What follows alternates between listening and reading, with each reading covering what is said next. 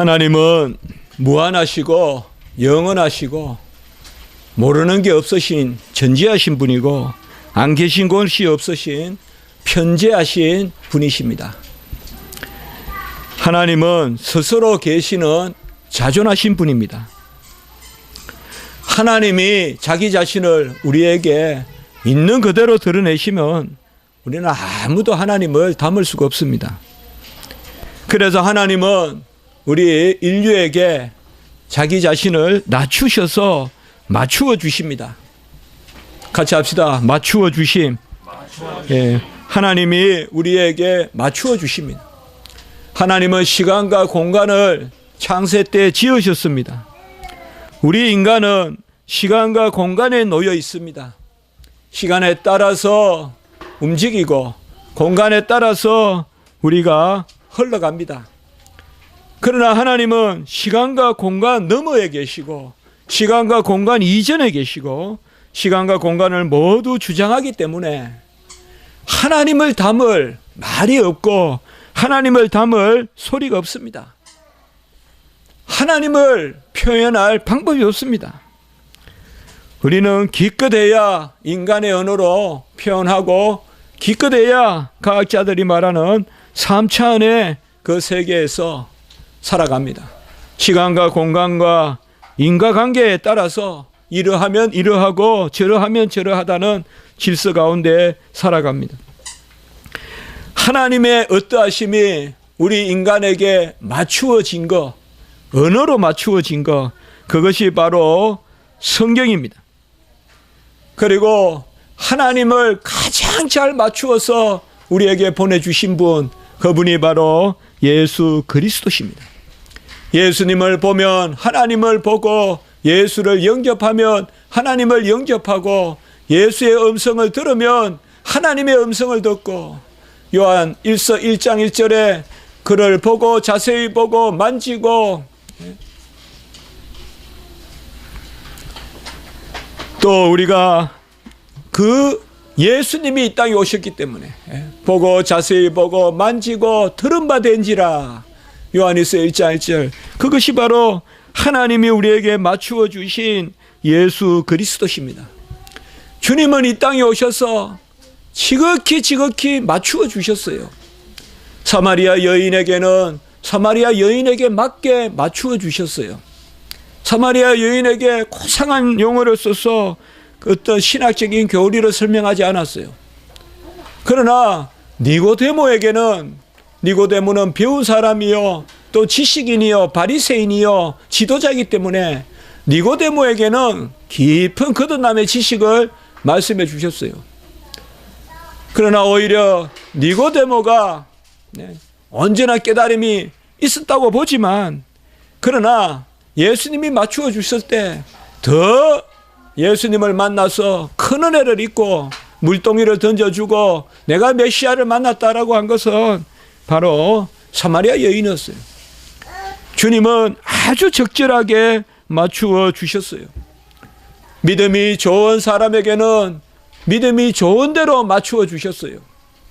믿음이 좋다고 그저 칭찬하고 그렇게 해서 그 사람을 교만하게 만들고 그렇게 하지 않았어요.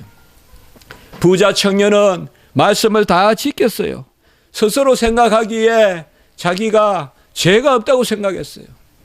그러나 예수님은 부자 청년이 따르고자 했을 때 오히려 한 가지가 부족하니 집에 가서 다 나눠주고 오거라. 그 중심이 교만하니까 행실이 부족한 거예요, 아직까지. 그러나 오히려 베드로는 업으로서 나를 떠나소서 하지만 베드로에게는 오히려 내가 너를 사람을 낳는 어부가 되게 하리라. 객관적으로 우리가 본다면 부자 청년이 훨씬 어부 베드로보다 사도 될 가능성이 많고 학식을 갖추고 성품도 나았을 것입니다. 그러나 주님은 베드로를 오라 그랬지 부자 청년을 선뜻 받아주시지 아니하셨습니다. 오늘 1절에 보면 믿음이 연약한 자를 너희가 받되라고 이렇게 말씀하고 있습니다. 주님은 이 땅에 오셔서 믿음이 없는 자에게 믿음을 심어주셨어요. 만들어 주셨어요. 주님이 갈 때 믿음이 생긴 것이지 믿음이 있어서 주님을 당긴 게 아니에요. 주님 앞에 갔을 때, 주님을 볼 때 믿음이 생기는 거예요. 그래서 믿음이 연약한 자들을 오히려 받아주시고 안아주시고 지극히 낮은 곳에 가시고 세리와 창기와 삭개오와 참 믿음 없는 사람들, 천국에 못 들어갈 사람들, 그렇게 손꼽고 있는 부정한 사람들, 이방 수르는 분에게 여인, 혈류병, 12의 혈류병, 도무지 성전 안에 들어갈 수도 없는 38년 된 환자, 이런 사람들을 우리 주님께서는 찾아가서 맞추어 주셨습니다. 하나님이 우리에게 맞추어 주시지 않으면 우리는 하나님을 볼 수도 없고 알 수도 없고 영접할 수도 없고 들을 수도 없습니다. 그러나 하나님은 우리에게 맞추어 주십니다. 그게 바로 우리에게 맞추어 주시는 하나님의 귀한 사랑인 것입니다. 어릴 때 보면 우리 부모님은 자녀가 많아도 시장을 다녀오실 때 보면 다 맞추어서 사오세요. 형제가 연년으로 거야 터울이 지면서 연년이 4, 5 이렇게 있어도 다 맞추어서 사와요. 첫째는 키가 얼마고, 둘째는 몸무게가 얼마고, 셋째는 얼굴이 하얗고 검고, 넷째는 또 취향이 어떻고 다 생각해서 맞추어서 사와요. 그게 바로 아버지의, 어머니의 사랑이에요. 자식이 부모에게 맞추어서 자라는 것 같아도 속을 들다 보면 부모가 자식에게 맞추어 주는 것이, 좀 커보니까 알겠어요. 부모가 자식에게 맞추어 주시는 것이지 자식이 부모에게 맞추어 주는 것이 아니에요. 아버지의 사랑은 맞추어 주시는 사랑, 하나님의 사랑은 맞추어 주시는 사랑입니다. 예수님이 이 땅에 오셔서 복음을 전하고 부활 성천하시고 오순절 성령이 내려와서 이제 믿는 사람들이 많아졌습니다. 이제는 국경이 허물어지고 또 인종과 그런 지역의 경계가 허물어졌습니다. 오순절 성령 사건으로 각국의 언어로 하나님의 구원의 역사가 선포되고 또 방언을 통하여서 고백되고, 그리하여 이제 구원이 이방에게도 미치게 되는 그 역사가 일어났습니다. 여기에서 이제 교회 안에 유대인들과 이방인들이, 이방인들이라 하면 유대인이 아닌 사람들, 그 당시에 헬라인들, 로마인들, 구브르인들, 애굽인들, 그 메소포타미아인들, 그 이방인들이 교회 안에 함께 모여 있어요. 이게 상당히 이스라엘 사람에게는 낯선 그런 풍경입니다. 그러니까 교회 안에서 어떤 일이 일어나는가 하면, 아직 유대인들은 아직까지 구약의 형식을 버리지 못해요. 구약의 형식을 버리지 못해요.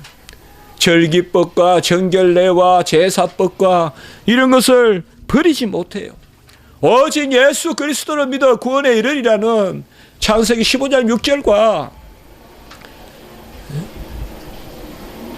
그 말씀을 가지고도, 우리가 하박국 2장 4절이라든지 그런 말씀을 가지고도 이 사람들은 아직까지 확신하지 못해요.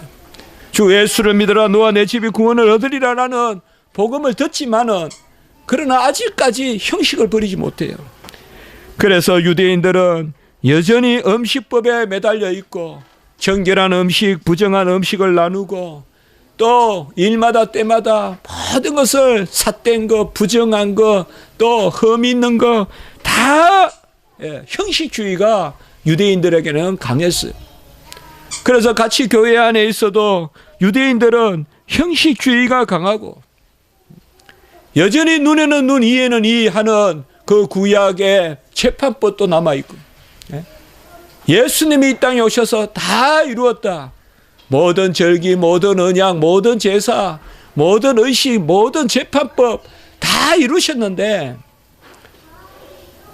아직까지 교회 안에서 예수를 믿는다 하면서도 유대인들은 그 형식을 버리지 못하고 있는, 반면에 이방인들은 거꾸로 예수만 믿으면 된다 하면서 모든 형식을 다 파괴하는, 그냥 형식이 뭐가 필요했냐? 그저 예수 믿으면 되지. 그러니까 규율이 없는 이러한 것이 바로 초대교회 안의 모습이었습니다. 오늘 말씀은 그것을 염두에 두고 있는 것입니다. 특별히 오늘 믿음이 연약한 자라는 것은 유대인들을 많이 겨냥해서 하는 말이에요. 예수 그리스도를 믿었다 하면서도 아직까지 형식에 사로잡혀서 무슨 음식이든지 먹으면 되는데 아직까지 가려서 채소만 먹고 굽이 갈라지지 않은 것은 먹지 않고 비닐이 없는 것은 먹지 않고 하는 구약의 의식에 남아있는 이러한 사람들을 향하여서 이야기하는 것입니다. 이제 진리의 복음의 역사가 있으니까 그런 사람들이 잘못됐다 하면서 배척하지 말라는 것이에요. 새로 들어온 물이 오래된 물을 밀어내듯이 그렇게 이방인들이 구원을 받았다고 유대인들이 비록 아직까지 옛날에 그러한 형식에서 벗어나지 못한 부분이 있다고 하더라도 너희들이 받으라라고 이렇게 이야기하고 있어요. 여러분, 우리가 갈라디아서에서 보면 사도 바울은 베드로를 꾸짖습니다. 엄하게 꾸짖어요.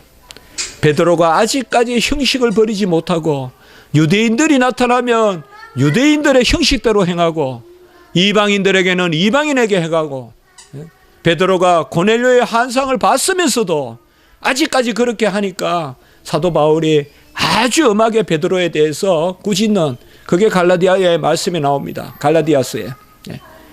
그 반면에 오늘은 뭔가 하면 믿음이 연약한 자들이다. 이 연약한 자들이 누군가 하면 알면서 일부러 그러는 사람들이 아니라 알면서 일부러 하나님의 말씀을 거역하고 알면서 다른 사람들을 실족하려고 말씀을 어기는 것이 아니라 부지불식간에 자기가 살아왔던 과거의 것을 버리지 못하는 사람, 그 사람을 바로 연약한 사람, 우리가 성경에 영어 성경에 보면 weak people, 연약한 사람이라고 그렇게 부르는 것입니다. 연약한 사람은 어떤 사람이냐? 바로 여전히 옛 습관을 버리지 못하는 사람. 교회 안에 들어왔지만은 옛날 습관을 그대로 가지고 있는 사람. 예수를 만났지만은 옛 습관을 버리지 못하는 사람. 그 사람이 바로 연약한 사람이에요. 그것이 하루아침에 되는 게 아니에요, 여러분들. 어거스틴이 회심하고 칼빈이 회심하고 사도 바울이 회심하니까 사흘 만에 변하더라. 또 칼빈도 급작스러운 회심을 내가 경험했다. 갑자기 변하더라. 갑자기 변하지만 행실이 갑자기 온전해지는 건 아니에요. 행실이 갑자기 온전해지는 게 아니에요.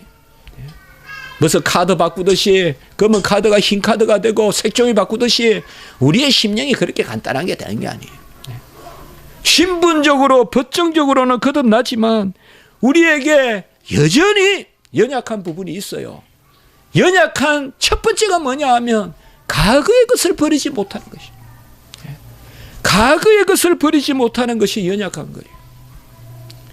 미래에 두 길이 있는데 강하고 약하고 그것이 아니라, 그래서 내가 무엇을 선택하는 것이 아니라 여전히 과거 지향적이고 여전히 육체에 속한 버릇대로 살아가는 그것이 바로 연약한 자이다. 그리고 연약한 자는 미래에 향하여 의심하는 자예요. 여러분, 과거에 매여 있으면 미래를 의심합니다. 이스라엘 백성이 광야에서 그들이 공궁하고 힘이 들고 만나 메추라기를 주었음에도 불구하고 그것도 실증이 나니까 하득이 있는 애굽에서 고기 구워 먹을 때가 나왔다. 고기도 매일 구워 먹었겠어요. 종살이를 하더라도 한 번씩 주는 애굽의 고기가 맛있었다. 이런 불평을 하거든. 가나안 땅에 있으면서도 애굽의 생각을 하는 거예요. 그런 사람들은 광야에 있으면서 애굽의 생각을 하는 사람들은 가나안 땅에 들어가지 못하는 거예요. 같이 합시다. 광야에 있으면서 애굽을 뒤돌아보는 사람은 가나안에 들 수 없다. 가나안에 드는 사람은 과거의 것을 단절해야 돼. 예수 그리스도를 만나면 이제 그가 내주고 그로 말미암아 모든 것이 족하고 범사에 감사하고 항상 기뻐하고 주 예수로 말미암아 죽고 예수로 말미암아 살고 요한복음 19장 30절 다 이루었다. 다 이루었다는 것을 아멘하고 이제는 과거로부터 단절해야 되는데 여전히 과거의 버릇을 가지고 있다. 지식적으로 가지고 있는 사람, 행위적으로 가지고 있는 사람, 의지적으로 가지고 있는 사람, 그런 사람이 있어대 그런 사람을 배척하지는 마라. 이것이 바로 오늘 말씀입니다. weak people, 연약한 사람이 있다는 것입니다. 복음을 받았으나 여전히 연약한 것을 가지고 있는 그 사람을 배척하지 말고 받으라라고 이렇게 말씀했습니다. 이제는 우리가 고기를 피채 먹어도 됩니다. 구약시대 때는 고기를 피채 먹지 말라 그랬습니다만, 그러나 잘 아실 것은 구약의 의식이나 재판은 그 자체는 폐지되었지만 뜻은 완성됐습니다. 꼭 아셔야 돼요. 고기를 피채 먹지 말라는 것은 이제는 그 형식대로 지키는 것이 아니라 이제는 어떻게 지키느냐. 고기를 피채 먹지 말라고 한 것은 먹는 것이 살인을 낳아서는 안 된다 이 말이에요. 먹는 것이 잔인해서는 안 된다 이 말이에요. 고기를 피채 먹지 말라는 것은 바로 우리가 뭐 생선을 먹고 해를 먹고 뭐 그렇게 할 수 있어요. 예? 무슨 육해를 먹고 그거 성경에 입에된다 그렇게 말해서는 안 돼요. 그러나 그것이 인간의 성정을 해칠 만큼 먹는 것이 사람을 잔인하게 만들고 먹는 것이 사람의 심성을 강팍하게 만들면 그런 음식은 금하라 이 말이에요. 특별한 무슨 기준이 없어요. 기준을 만들면 형식주의가 돼요. 그게 신약시대예요. 음식에 대해서. 뭐 챕터를 해서 뭐 제가 이 강단에서 어떤 것을 먹지 마라 그렇게 할 수 없어요. 예, 주님께서 다 이루셨기 때문에. 그러나 이 강단에서 뜻은 말씀을 드릴 수가 있어요. 구약의 한 말씀도 뜻없이 폐지된 게 없어요. 다 이루셨어요, 주님께서. 절기와 제사를 다 이루시고 모든 의식법과 재판법을 다 이루셨어요.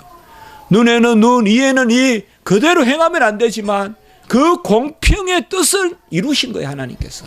공평하게 행하라는 것입니다. 정결례도 마찬가지입니다. 이제 구약의 정결례를 쫓아서 무슨 아기를 낳고 정결례식을 행하고 그리고 제사장이라면서 목사님을 찾아가고 그런 것은 다 폐지됐습니다. 그럼에도 불구하고 정결례라는 것은 너무나 귀한 것입니다. 우리 새 생명이 태어났을 때 정결하게 그 자녀들을 바라보고 정결하게 그 자녀들을 키우는 것이며 예배를 드릴 때 정결한 몸으로 나오는 것입니다. 부정한 자는 하나님 앞에 나올 수 없다는 것은 이제는 부정한 자가 없습니다. 주님이 가늠한 여인도 부정하다 하지 않았어요. 바리새인의 그 집의 향유 옥합을 깨뜨린 여인은 그 대문으로 들어오지 않고 뒷문으로 들어왔지만은 그 여인을 부정하다 하지 않았어요. 12의 혈류병 환자 주님의 옷을 만진 그 여인을 부정하다 하지 않았어요. 이제는 부정한 것이 없습니다. 그렇지만은 주님에게 불과 성령으로 물과 불과 성령으로 우리가 거듭나는 그 정결한 것을 우리에게 이루신 거죠. 그래서 우리는 아주 깨끗해야 돼요. 구약보다 더 깨끗해야 돼요. 구약은 몇 가지 들어서 형식으로 금했다면 우리는 우리의 마음을 주장해야 되고 그 마음이 형식을 지배해서 신약시대 백성은 구약시대 백성보다 더 깨끗해야 돼요. 막 취하고 막 먹고 막 더러운 것을 하면서도 내 영혼 평안해, 내 영혼 평안해. 그게 신약시대가 아니라는 것입니다. 형식은 없고 의식은 폐지됐지만은 그 깊은 예수님이 이루신 뜻은 더 고급스러워지고 고상해졌다는 것, 그것을 우리가 아셔야 됩니다. 거기까지 이르지 못한 사람을 성경은 연약한 자다 이렇게 말씀하고 있는 것입니다. 어떤 사람은 아직 믿음이 연약하여서 마땅히 구약 백성의 그 요구를 지금도 이루어야 줄 알지만 디모데전서 4장 5절 같이 합니다. 말씀과 기도로 거룩해진다. 이게 우리의 진리란 말이에요. 하나님의 말씀을 부여안고 기도하면 모든 것이 거룩합니다. 더러운 것이 없어요. 주님이 들어가는 것이 더러운 것이 아니라 나오는 것이 더럽다 이 말이에요. 우리 안에서 무엇이 나오는가 이 말이에요. 먹는 음식이 더러운 것이 아니에요. 마시는 공기가 더러운 것이 아니라 우리 속이 더러운 것을 만들어내는 공장이다. 인간의 손을 거치면 그 생수가 하수가 되고 오수가 되어서 도랑 사이로 흘러내리는 것을 보게 되지 않습니까? 천천히 흐르는 것은 깨끗한데 사람이 사는 쪽에서 흘러내리는 물은 물론 정수를 해서 깨끗하게 보이긴 하지만은 이미 그건 오수 하수가 다 그렇게 돼서 오는 것입니다. 이제는 정결한 음식과 부정한 음식의 구별이 폐지되었어요. 이러한 것을 가지고 자랑하지 말라 이 말이에요. 형식을 가지고 자랑하지 말라. 교회가 형식 중심이 되어서는 안 됩니다. 형식을 자랑하는 사람이 교회의 일꾼이 되어서는 안 됩니다. 연약한 사람이 일꾼이 되는 거예요. 형식을 자랑하는 사람은 형식에 넘어져요. 그러나 예수 그리스도의 공로, 그의 의만을 자랑하고 그가 나를 위해 죽으시는 그 값없는 공로, 보이지도 않고 잡히지도 않지만 우리 생명을 사시고 우리 생활을 거룩하게 하시는, 살리기도 하시고 거룩한 삶을 살게도 하는, 그 살리시고 살게 하시는 그 은혜가 바로 예수 그리스도의 은혜입니다. 이제는 굽이 갈라지지 않았거나 새기집을 하지 않는 육지의 짐승도 먹으세요. 괜찮아요. 그 자체가 문제되는 건 없어요. 이걸 가지고 아직까지 이런 것을 지키고 아직까지 그래도 하는 게 낫다, 그래도 하는 게 나은 것도 없어요. 그냥 그런 거 신경 쓰지 마세요. 뭐 짐승을 우리 크리스찬들이 이렇게 보면서 굽이 있냐 없냐, 뭐 그래도 신약시대니까 먹지, 그런 생각조차 하지 마세요. 드세요. 다만 아까 말씀같이 왜 굽이 갈라지지 않았거나 새김질을 하지 않는 육지의 짐승은 먹지 말아 했을까요? 이거는 구약시대 때 하나님이 주신 음식이 아니에요. 하나님 주신 음식이 아니에요. 이런 음식들은 대체로 잔인한 거, 대체로 육식 동물이 많아요. 초식보다 육식이 많고, 그러니까 그런 음식을 통하여 죽이는 거 이런 걸 배운단 말이에요. 그런 것을 금하려고 하신 거예요. 이제 신약시대 때는 아까도 말씀드렸듯이 무슨 음식이도 여전히 학생이 저에게 물어요. 이런 말씀을 어떻게 해야 되냐? 그걸 몰라서 묻냐? 폐지되었다. 그 자체는 폐지되었다. 그러나 뜻은 완성되었다. 이 자체대로 문자대로 지키려고 하지 말고 왜 구약에 하나님이 이 말씀을 주셔서 음식을 구별하셨는가? 정한 것 부정한 것을 구별하는 것을 한번 생각해 보라는 거예요. 이제는 지느러미가 없거나 비닐이 없는 생선이라도 맛있게 먹으십시오. 지느러미가 없고 비닐이 없고 그런 것이라도 먹으시란 말이에요. 다만 왜 음식을 이렇게 구별했을까? 새 중에서 독수리든 솔개든 먹으십시오. 절대적으로 이 음식은 되고 저 음식은 안 된다는 형식주의는 벗어나십시오. 이것이 초대교회에서 가장 큰 문제였어요. 유대인들은 그래도 좋은 게 좋은 것이 아니냐. 우리는 믿음을 가지고 구약의 의식부터 지키겠다. 재판부터 지키겠다. 그러니까 일견 맞는 것 같거든요. 잘 믿고 그리고 의식법, 재판법대로 잘 행한다고 하니까 믿는 것 같거든요. 그러나 믿음의 세계는 그렇지 않습니다. 믿음의 세계는 좋은 게 없어요. 예, 아니요가 분명해야 돼요. 예, 아니요가 분명할 때 믿음이 생겨요. 믿음이 깊어지는 거예요. 좋은 게 좋다고 믿으면 안 돼요. 여러분들. 좋은 게 좋다고 믿으면 안 돼요. 아닌 것은 아닙니다. 이제는 하나님의 나라는 먹고 마시는 데 있지 않다. 같이 합시다. 하나님의 나라는 먹고 마시는 데 있지 않다.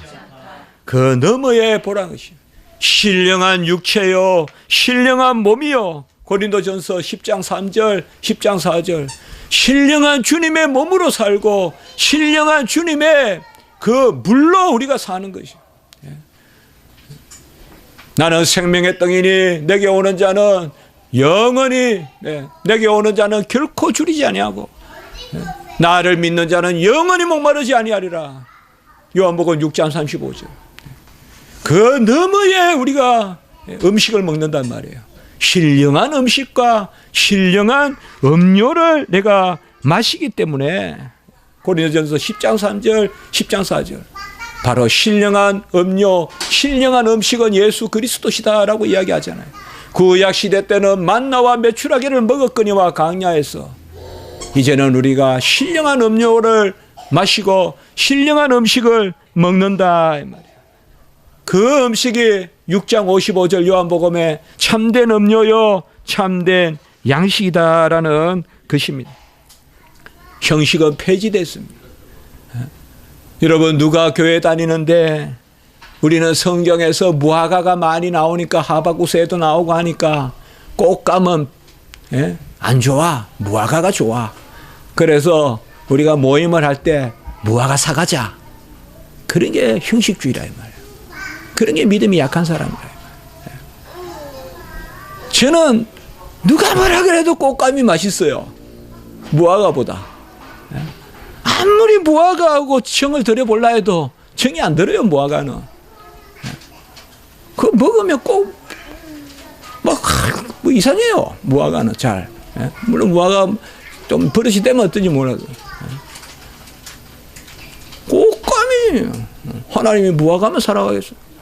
성경에 그 지리에 구약시대 때 그 지역에 무화과, 백향목, 포도, 감람나무, 올리브나무 그런 것들은 그 지역에 있는 거지. 그게 거룩한 나무고 그게 아니다 이 말이에요. 신약시대 때는. 신약시대 그게 아니다 이 말이에요. 아직까지 거기에 매여 있으면 안 된다.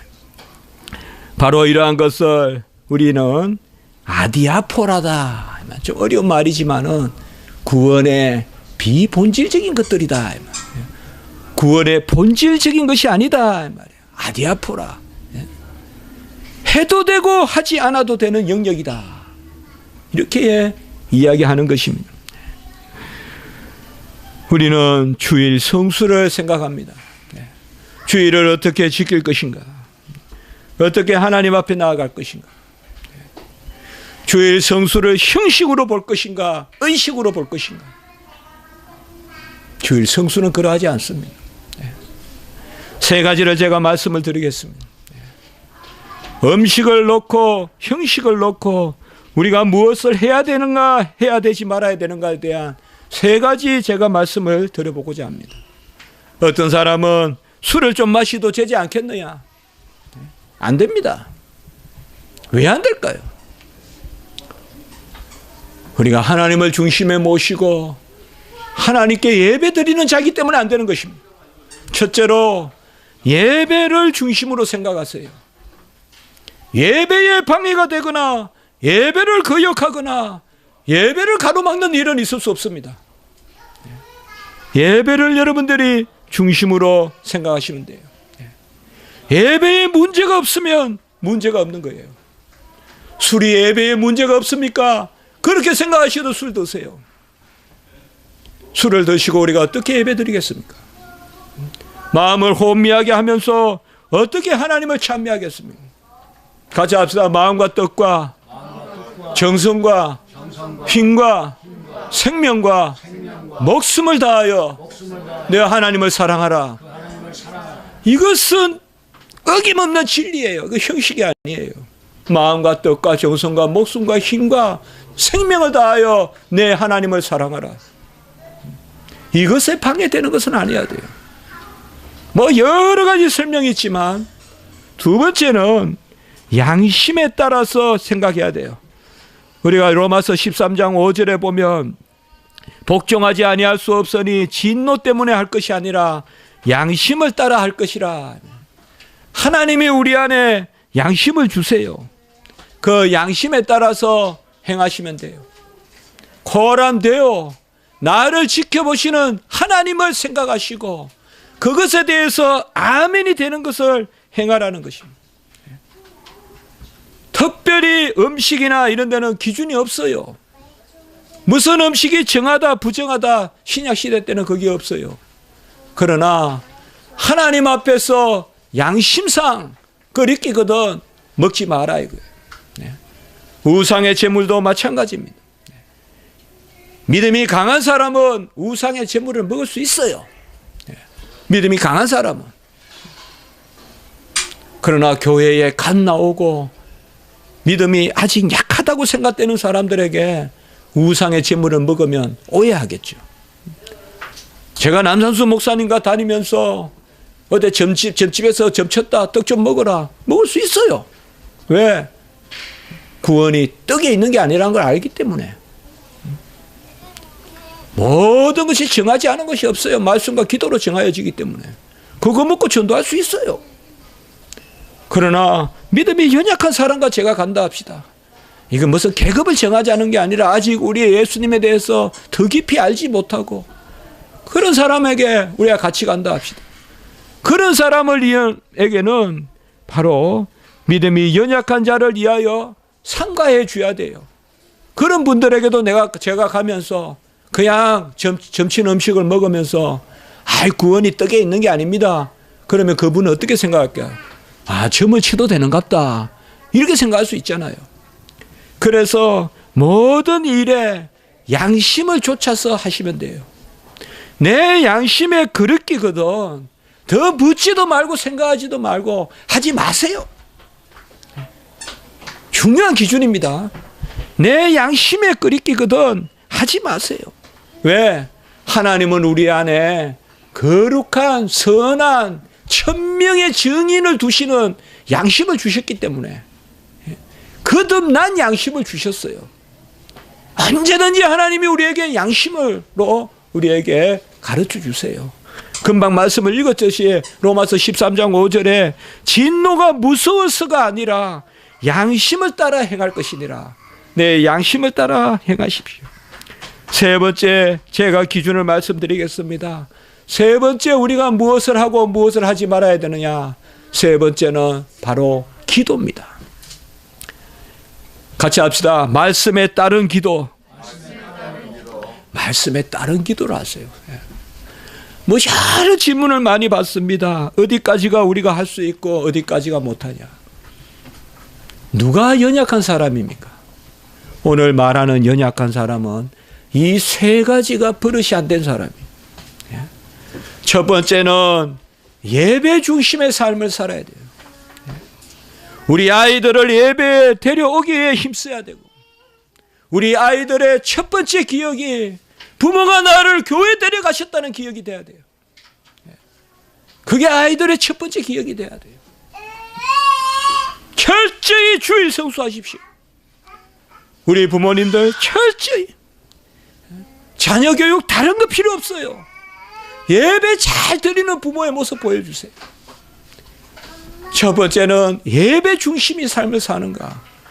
두 번째는 내 안에 호소하시고 내 안에서 은밀한 가운데서도 들려주시는 하나님이 우리에게 주시는 코람되어 하나님 앞에서 살아가는 그 양심, 우리 기독교인의 양심, 주님이 우리에게 주신 그 양심에 어긋나는 일을 하지 마시라 이 말이에요. 양심의 하인을 맞은 일을 하지 마라 이 말이에요. 법을 이야기하고 무슨 사람들의 판단을 이야기하면서 양심의 하인을 맞은 일을 하지 마라. 사람들이 다 나에게 칭찬을 해주더라도 내 양심에 하나님의 음성을 쫓으라. 양심이 안전에 그냥 불로 타가지고 양심이 죽어있는 그런 삶을 살지 마라. 세 번째는 말씀에 따른 기도를 하라. 말씀에 따른 기도를 하라. 그것이 바로 오늘 말씀입니다. 오늘 3절에 보면 먹는 자는 먹지 않는 자를 업신여기지 말고, 믿음이 강하다고 스트롱 피플은 위크 피플을 업신여기지 말고, 내가 좀 믿음이 좋다고 믿음 약하다고 업신여기지 말고, 여기 믿음 약한 사람은 아예 세상적인 것에 빠져 있는 사람 아니에요. 오늘 본문의 말씀은 잘 믿는다고 생각하는 사람이에요. 잘 의식을 지키고 그 유대인들을 이야기하는 거예요. 그래서 오직 믿음으로 구원에 이르고 무엇이든 양심에 끄리낌이 없으면 먹을 수 있다라고 하는 너희 강한 사람들조차도 연약한 사람들을 업신여기지 말고, 그리고 믿음이 약한 사람들도 믿음이 강한 자들을 비판하지 마라. 저 사람들은 아무 형식도 없이 막 사는 것 같아. 그렇게 비판하지 마라. 왜냐하면 3절 후반부에 하나님이 그들을 받으셨다라고 이렇게 말씀하고 있습니다. 하나님이 받았는데 우리가 그들을 받지 못한다, 그렇게 하지 말라는 것입니다. 교회는 질서가 있어야 됩니다. 교회는 하나님이 세우신 규모대로, 질서대로, 그게 대원칙입니다. 교회는 내 마음대로 하는 것이 아닙니다. 교회는 하나님의 말씀에 엄정함이 있는 것입니다. 구약에 왜 성전을 식양대로 지으라고 했을까요? 왜 재료도 알려주시고 크기도 알려주시고 모양도 알려주셨을까요? 그 형식은 폐지됐어요. 구약의 성전대로 교회를 지을 필요는 없어요. 그러나 그 의식의 뜻은 완성됐어요. 질서대로 예배 드리라는 것이요. 질서대로 예배 드리는 것이요. 구약의 질서를 그대로 가져와서 예배 드릴 필요는 없지만은, 그러나 그 뜻은 우리가 결코 여러분들 예배의 질서나 이런 것을 무시해서는 안 됩니다. 오늘 말씀 있기에 제가 말씀을 드리는 것입니다. 이스라엘 백성에게 여러 규례를 준 것은 그들이 애굽의 풍습을 쫓을까 봐 그랬고, 가나안 땅의 풍속을 쫓을까 봐 일시적으로 그들에게 규례를 주신 거예요. 그러나 이제는 뭐예요? 우리가 그들 너머로, 이제는 우리가 하나님의 말씀을 받아서 그 말씀 가운데, 진리 가운데 자유함을 가지고 있습니다. 그 자유함 가운데서 살아가는 것이. 그래서 예수 그리스도의 의로 말미암아 우리가 약한 자들을 받아들이고, 그리고 그렇다고 해서 세상에 우리가 매여 사는 것은 아닌 것입니다. 형식이 없으나 뜻을 생각하라는 것입니다. 교회만큼 질서가 있고 교회만큼 하나님의 규례와 법도가 온전히 살아 역사하는 곳이 없다는 것을 잘 기억하셔야 돼요. 교회는 그저 운동장이 아닙니다. 무슨 열린 예배를 드린다고 하나님과 어깨동무하는 그런 마음으로 서는 곳이 아니라는 것이요. 하나님은 그 이름이 만월이 여김을 당하지 아니하시고, 하나님은 경외받기를 원하세요. 나를 경외하는 자를 기뻐한다라고 이렇게 말씀하고 있습니다. 고린도전서 8장 8절에서 9절에 보면, 음식은 우리를 하나님 앞에 내세우지 못하나니 우리가 먹지 않는다고 해서 더 못 사는 것도 아니고 먹는다고 해서 더 잘 사는 것도 아니라 먹고 먹지 않는 것에 사는 것이 있지 않다 이 말이에요. 그런즉 같이 합시다. 너희의 자유가 믿음이 약한 자들에게 걸려 넘어지게 하는 것이 되지 않도록 조심하라. 우리는 구원을 받아서 자유가 있습니다. 그러나 그 자유가 있다고 해서 믿음이 연약한 자들을 실족시키는 그 자리에 서지 마라라고 이렇게 말씀하고 있습니다. 주님이 십자가에서 모든 것을 다 이루셨습니다. 자유함이 있습니다. 더 이상 형식에 매이지 않습니다. 우리 교회는 자유의 공동체입니다. 그 자유 가운데 품위가 있는 것입니다. 그 자유 가운데 성도의 격이 있는 것입니다. 그것이 바로 의식의 완성인 것입니다. 의식주의가 돼서는 안 되지만은, 의식주의가 돼서는 안 되지만은 무질서해서는 안 되는 것입니다. 골로새서 2장 16절에 보면 먹고 마시는 것과 절기나 월상이나 안식일을 인하여 누구든지 편론하지 못하게 하라. 이제는 절기가 없고 월삭이 없고 먹고 마시는 것이 아니다 이 말이에요.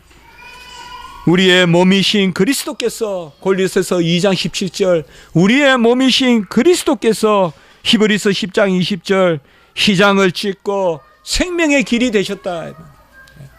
예수 그리스도를 양식으로 삼고 예수 그리스도를 음료로 삼아야 된다는 것입니다. 여러분, 하나님이 받으신 것을 우리가 판단하지 마시기 바랍니다. 오늘 4절의 말씀에 보면 남의 하인을 비판하는 너는 누구냐? 서 있는 것이나 넘어지는 것이 주인에게 있다. 하나님께 있다. 그러므로 우리가 배척하는 것이 아니라 받으라 이 말이에요. 하나님이 받으셨기 때문에. 교회에서 서로 사랑하시고 서로 배척하시고 서로 배척하는 것이 아니라, 그러나 질서 가운데 사랑하시고 하나님의 말씀을 굳게 붙들고, 우리 형제는 주님이 이하여 죽으신 형제다. 고린도전서 8장 11절에 보면 그리스도께서 이하여 죽으신 형제라. 너희가 형제에게 죄를 지어 그 약한 양심을 상하게 하는 것이 그리스도에게 죄를 짓는 것이다. 고린도전서 8장 12절.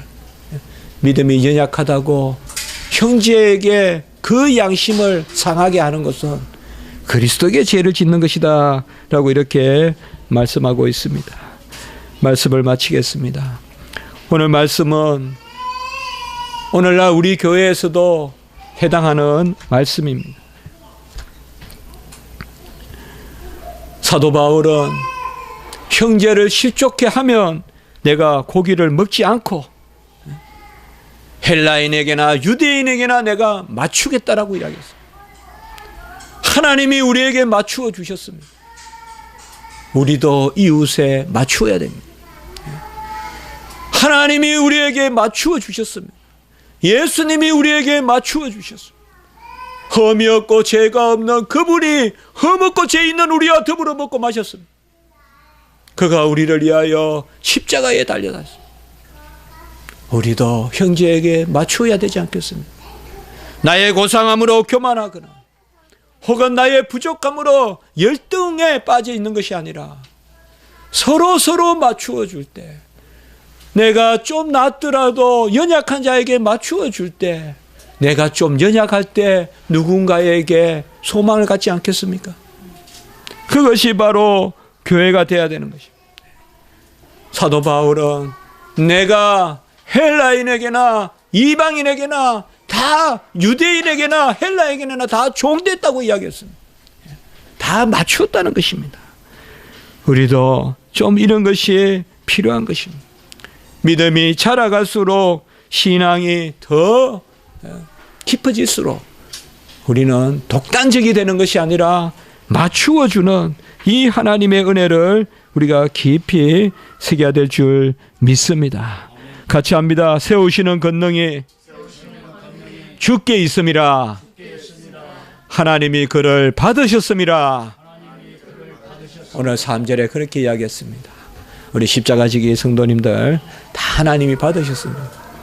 저도 여러분께 맞추고 여러분도 저에게 맞추고 서로 맞추는 그런, 서로 맞추어주는 그러한 우리 교회가 되었으면 좋겠습니다. 기도드리겠습니다. 거룩하고 자비로우신 하나님 아버지, 우리에게 맞추셔서 모든 것을 용납하시고 죄를 버리게 하시되 연약한 가운데서도 예배드리게 하시며 기도드리게 하시고 우리에게 선한 양심을 주셔서 양심이 하인맞지 않게 하시고 그 양심대로 하나님의 일을 분별하여 진리의 교사로 의의 사자로 서게 하시니 참으로 감사합니다. 우리 모든 교회 성도님들 붙들어 주시며 오늘 말씀이 온전히 응하게 하시고 이제 우리 성도들이 서로가 서로에게 맞추어 너가 낫고 내가 부족하고 혹은 내가 낫고 내가 부족하다는 그러한 판단이 아니라 서로 허물을 덮고 서로 사랑하고 서로 세우는 그런 저희 교회 되게 해 주시옵소서. 모든 성도님들 주님의 은혜 가운데 인도하여 주시옵소서. 구주 예수 그리스도 이름으로 감사하며 기도드리옵나이다. 아멘.